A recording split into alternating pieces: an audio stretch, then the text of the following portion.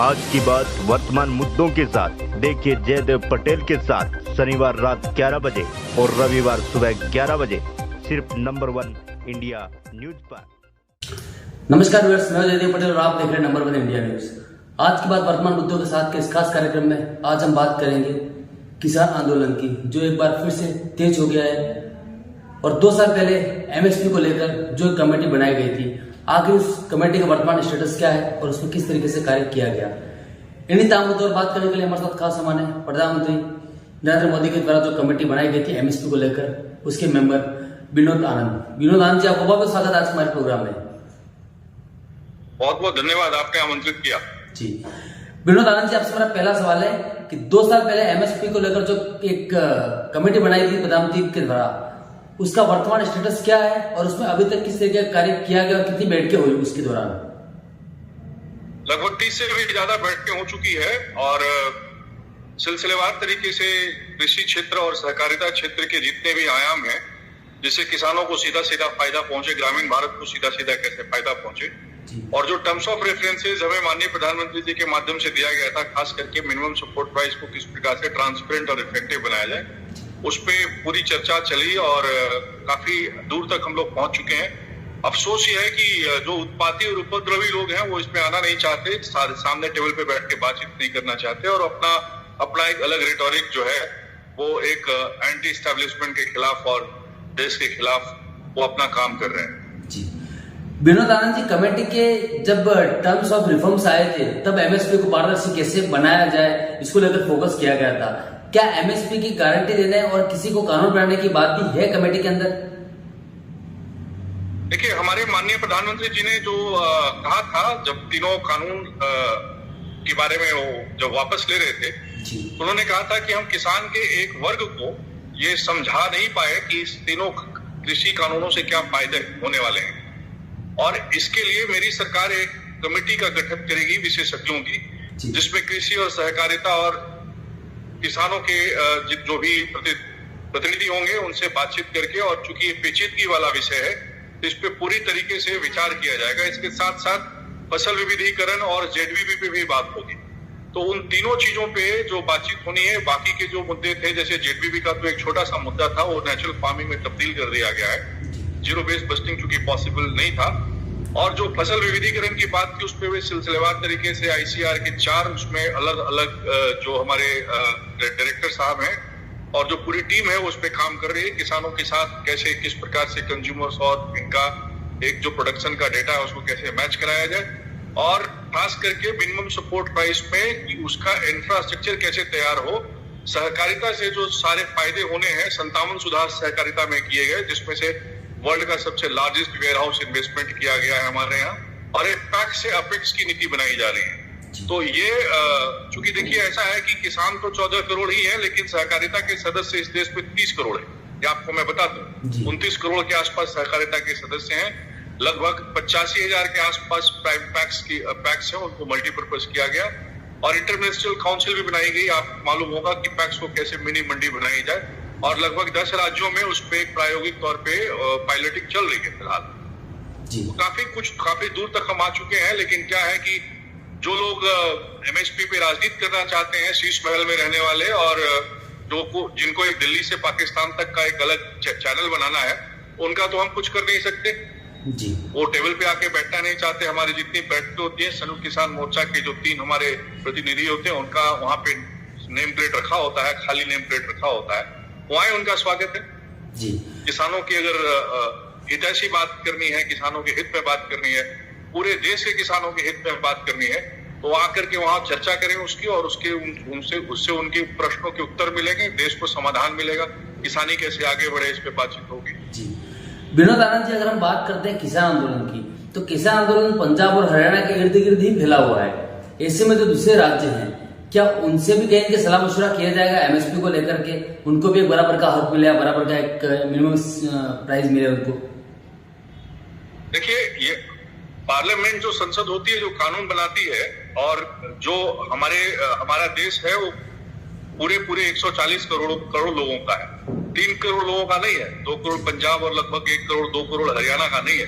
तो अगर मामूलन आप ये कह दें कि पूरे एनसीआर की आबादी भी अगर 15 करोड़ के आसपास है, तो काफी नगण्य है वो पूरे देश की आबादी के लिए।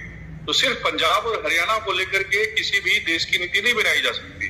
पूर्व की सरकारों में यह समस्या रही कि पहले वो पूरा का पूरा ध्यान जो है वो हरियाणा और पंजाब पे ही उन्होंने उनका विशेष ध्यान रहा, वहां से एक एक ग्रेन एक एक दाना खरीदा गया, जबकि पूरे भारत में और खास करके महाराष्ट्र में आप देखें और बिहार में देखें, उत्तर प्रदेश में देखें और सीमांत के और राज्य और दक्षिण भारत के जो राज्य हैं उनका कोई ख्याल नहीं रखा गया। तो जो 23+1 जो कमोडिटीज हमारी है, खास करके केन और कॉटन और व्हीट और अपना पैडी, इन चारों को छोड़ करके अभी तक विशेष रूप से कभी भी जो 2.5 लाख करोड़ रुपया हमारा खर्च होता है एमएसपी के प्रोक्योरमेंट में, कभी एक विस्तार पूर्वक इसमें बातचीत नहीं की गई। प्रकार से ट्रांसपेरेंट और इफेक्टिव हो, देश के सारे किसानों को कैसे फायदा मिले, इसके बारे में बातचीत नहीं की गई थी। तो ये बातचीत ही की जा रही है, सिर्फ नहीं की जा रही है, इसके समाधान के रास्ते भी निकाले जा रहे हैं और तर्क संगत समाधान निकाले जा रहे हैं। हम खुले दिल से चर्चा करते हैं, किसानों की बात, उसमें किसानों के प्रतिनिधिगण है, मैं सहकारिता से इसका सदस्य हूँ, तो सारी बातें हम खुल के करते हैं। और खास करके इवन जो पेरिसेबल कमोडिटीज है उनका भी हम किस प्रकार से समाधान कर पाए। देखिए, अमेरिका में 1929 को उन्होंने पैका एक्ट बनाया था, prevention of perishable commodities act. हम अभी तक बहुत पीछे हैं। तो पहले की सरकारों ने जो नहीं किया वो हम हमारे प्रधानमंत्री जी के नेतृत्व में हम लोग कर रहे हैं, और हम जो नीति बना रहे हैं वो आगे 2075 तक चले, कम से कम अगले 50 साल किस प्रकार से हमारा देश आगे बढ़े, हम इस पे बातचीत कर रहे हैं, ना कि हम पीपल के पेड़ के नीचे किसानों को बिठा के रखना चाहते हैं। जी विनोद आनंद जी, एमएसपी पर लीगल गारंटी देना संभव है? क्योंकि कई जानकारों का ये मानना है कि लीगल गारंटी देना संभव ही नहीं है। अगर वो लीगल गारंटी देना हमारे किसानों के हक में होगा तो हम अवश्य देंगे। अगर लीगल गारंटी देना हमारी जरूरत होगी तो हम जरूर देंगे। अगर चांद लेके आना पड़े, तारे तोड़ के लाना पड़े, तो भी हम किसानों के लिए लेके आएंगे। लेकिन ये कौन सी लीगल गारंटी की बात करते हैं? मेरा तो सवाल पूरा ये है ना, हम तो 590 तरह के क्रॉप उगाते हैं हमारे देश में। ये 2 वेराइटी राइस पे एमएसपी दे करके किनको बहला फुसला रहे हैं?